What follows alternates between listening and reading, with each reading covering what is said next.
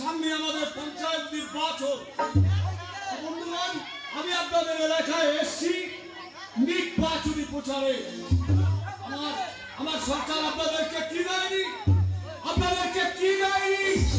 আমরা গ্রামে উন্নয়নের ধারা বয়ে দিয়েছি, গ্রামগঞ্জে রাস্তাঘাটের ব্যবস্থা করে দিয়েছি, বাড়িতে বাড়িতে